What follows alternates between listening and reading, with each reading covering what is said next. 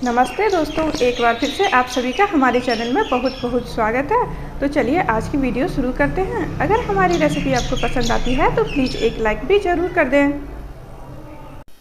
आज हम आपके लिए लेके आए हैं बारिश के सीज़न में चाय के साथ खाने वाला बहुत ही टेस्टी और चटपटा कुरकुरा नाश्ता की रेसिपी। इसे बनाना बहुत ही आसान है, झटपट से बनकर तैयार हो जाता है और खाने में तो बहुत ही ज़्यादा टेस्टी लगता है। इस नाश्ते के आगे तो समोसे कचौरी भी फेल है, इतना टेस्टी ये लगता है खाने में।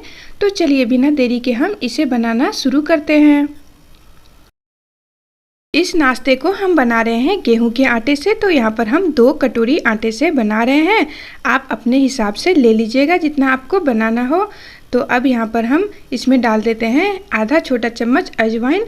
अजवाइन ज़रूर डालिएगा, बहुत ही बढ़िया फ्लेवर आता है और पचने में काफ़ी हेल्प मिलता है। इससे हाथों से रगड़कर अजवाइन को अच्छे से डाल दीजिए और इसमें अब हम 1/4 छोटा चम्मच कलौंजी डाल देते हैं। तो देखिए इस तरह से होता है ये कलौंजी, इसे भी हमें इसमें डाल देना है।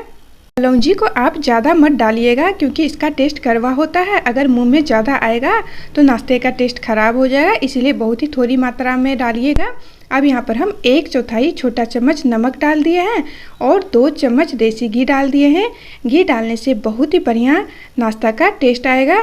तो अब हमें घी को, अजवाइन को और आटे को बहुत ही अच्छे से लगभग 2 मिनट तक इस तरह से मसलते हुए मिक्स कर लेना है।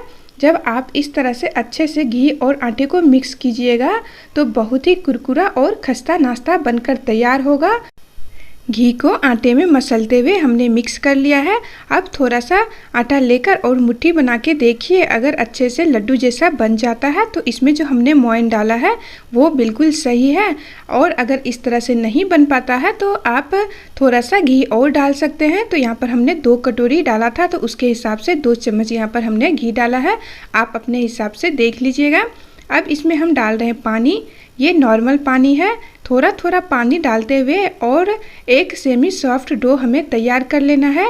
पूरी के डो से थोड़ा सा नरम और रोटी के डो से थोड़ा सा सख्त इसे हमें लगाकर तैयार करना है। तो देखिए इस तरह से हमने इसे तैयार कर लिया है। अब आटे को हम ढककर रख देते हैं 10 से 15 मिनट के लिए। जब तक डो हमारा सेट हो रहा है नाश्ते बनाने के लिए, तब तक हम बाकी की तैयारियां कर लेते हैं। तो यहाँ पर हमने कुछ उबले हुए आलू लिए हैं। आलू बहुत ही छोटे साइज़ का है, अगर आप बड़े साइज़ का आलू लेते हैं तो 2 काफ़ी रहेगा। आलू को उबालकर अच्छे से छील लीजिएगा। छीलने के बाद एक फॉक की सहायता से इस तरह से बारीक बारीक कर लीजिए। अब तो देखिए इस तरह से हमने कर लिए हैं। इसमें मोटे टुकड़े बिल्कुल भी नहीं होने चाहिए, आप चाहे तो हाथों से भी इसे कर सकते हैं। तो अब इसमें हम डाल देते हैं कुछ मसाले। तो यहाँ पर हम 2 से 3 चुटकी हल्दी का पाउडर डाल दिए हैं, आधा छोटा चम्मच मिर्ची का पाउडर डाल दिए हैं और इसमें हम डाल दिए हैं आधा चम्मच ही चाट मसाला। और अब यहाँ पर डाल रहे हैं थोड़ा सा हम सब्जी मसाला। मेरे किसी वीडियो में कमेंट आया था कि सब्जी मसाला क्या होता है, तो यही सब्जी मसाला है। यही मैं अपनी सब्जी में डालती हूँ और नाश्ते वगैरह में भी। तो अब यहाँ पर हम 1/4 छोटा चम्मच गरम मसाला डाल दिए हैं और 1/4 छोटा चम्मच ही नमक डाल दीजिए। नमक अभी बहुत ज़्यादा नहीं डालना है, हमने आटे में भी नमक डाला है, ये ध्यान रख के डालिएगा। और यहाँ पर 1 चम्मच कसूरी मेथी को डाल दीजिए, इससे तो नाश्ते का टेस्ट बहुत ही ज़्यादा बढ़िया हो जाता है। और इसमें अब हम डाल देते हैं थोड़ा सा करी पत्ता, बारीक काट के डाल दी हूँ। आप धनिया पत्ता भी डाल सकते हैं करी पत्ता की जगह। अब यहाँ पर हम 2 छोटा चम्मच कॉर्नफ्लावर डाल दिए हैं। ये आलू में जितना मॉइस्चर होता है वो सारा सोख लेगा। अब सारी चीज़ों को हाथों से बढ़िया से मिला लीजिए और मिलाते समय अगर आपको मोटे टुकड़े दिखे आलू में तो उसको भी तोड़ के अच्छे से मिक्स कर लीजिएगा आप। तो देखिए यहाँ पर आलू तैयार हो गया है। अब हाथों को अच्छे से धो लीजिए और यहाँ पर ये डो भी हमारा बिल्कुल सेट हो गया है नाश्ता बनाने के लिए। तो फिर से इसे इस तरह से अच्छे से मिक्स कर लीजिए ताकि ये अच्छे से सॉफ्ट और मुलायम हो जाए।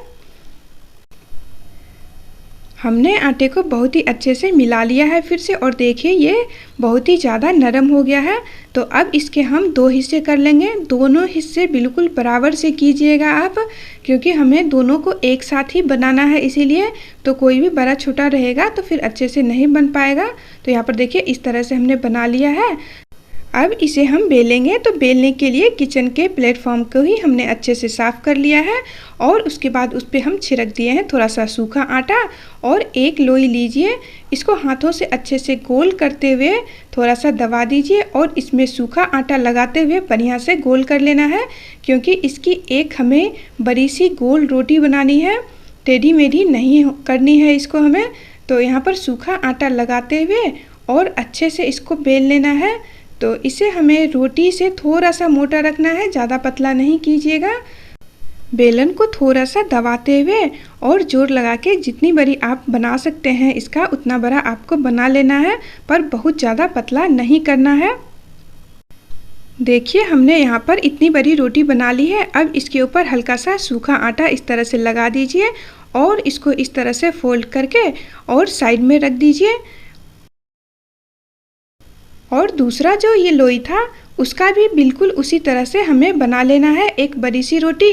तो दोनों रोटी बराबर बनाइएगा, जैसे हमने पहले बनाई थी बिल्कुल उसी तरह का इसे भी हमें बेल लेना है। तो देखिए हमने इसे बेल लिया है। अब ये आलू का जो हमने पेस्ट तैयार किया था उसे इस रोटी के ऊपर इस तरह से रख देना है और पूरे रोटी के ऊपर आपको अच्छे से फैला देना है।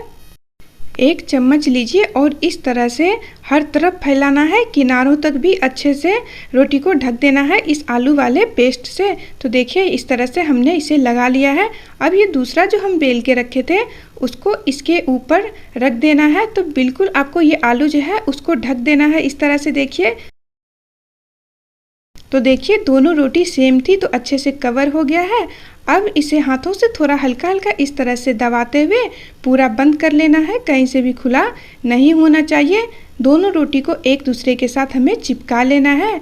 अब इसके बाद बेलन से हल्के हाथों से इस तरह से बेल दीजिए ताकि ये अच्छे से एक दूसरे के साथ चिपक जाए।